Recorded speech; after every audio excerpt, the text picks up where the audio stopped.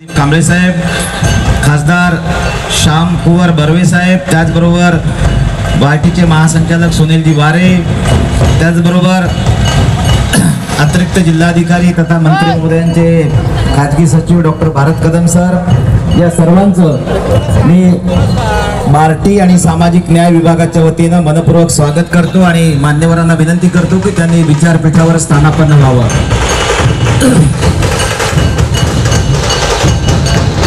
व त्याच्या सर्व नागरिकांस सामाजिक, आर्थिक व राजनैतिक न्याय, विचार, अभिव्यक्ती, विश्वास, श्रद्धा व उपासना यांचे स्वातंत्र्य, दर्जाची व संधीची समानता निश्चितपणे प्राप्त करून देण्याचा आणि त्या सर्वांमध्ये व्यक्तीची प्रतिष्ठा व राष्ट्राची मानवंदना करून 69व्या धम्मचक्र परिवर्तन दिनानिमित्त व्यासपीठावर उपस्थित माझे सहकारी खासदार बर्वे साहेब, प्रधान सचिव राजेंद्र कांबळे साहेब, महासंचालक सुनील वारेजी, माझे सहकारी माजी महापौर विकास जैन, व्यासपीठावरील सर्वच मान्यवर, उपस्थित विविध भागातून आलेले बंधू भगिनी, आज आपण डॉक्टर बाबासाहेब आंबेडकरांना नमन करण्यासाठी या भूमीवर आलेला आहे। विकास भाऊ पाहत असाल असे अनेक जण आहेत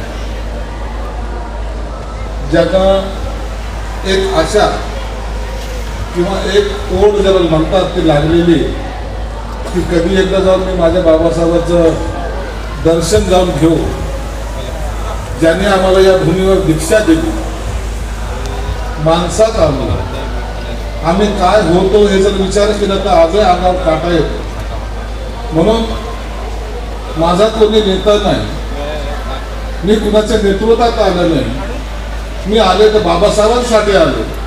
मग पोटात अन्न असो वा नसो, एवढं उन्हात आणत असेल किंवा इतक्या त्रासामध्ये जरी असलं तरी ते त्रास माझ्यासाठी काहीच नाही। ज्या बाबासाहेबांनी आम्हाला माणसात आणलं, त्यांचे विचार घेऊन आम्हाला पुढे जायचा हा एक संकल्प आपल्या सर्वांच्या मनामध्ये। म्हणून या कार्यक्रमामध्ये नेतृत्व हा विषय नाही, तर एकच असा नेता ज्याचं नाव भारतातच नाही जगाच्या पातळीवर ज्या ज्या ठिकाणी जाल त्या ठिकाणी आदराने घेतलं जातं। आणि म्हणून तुम्ही सर्वजण या नागपूरच्या दीक्षाभूमीमध्ये आला, तुमचं सर्वांचं स्वागत करतो।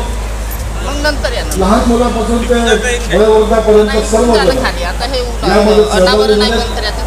विशेषतः बार्टीच्या संस्थेने एक चांगलं ड्रोन पथक या ठिकाणी मुलांचं तयार केलं, ते सुद्धा सकाळपासून या ठिकाणी आहेत।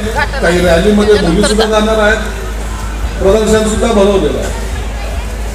मी तुम्हाला एकच या ठिकाणी सांगेन की ज्या बाबासाहेबांच्या घटनेमुळे आज माझ्यासारखा सर्वसामान्य माणूस मंत्रिपदापर्यंत पोहोचला आहे, त्या बाबासाहेबांचा घटना किंवा बाबासाहेबांचे विचार आम्ही व्यासपीठावरील सर्वच जण पुढे नेण्याचा निश्चित प्रयत्न करत आहोत।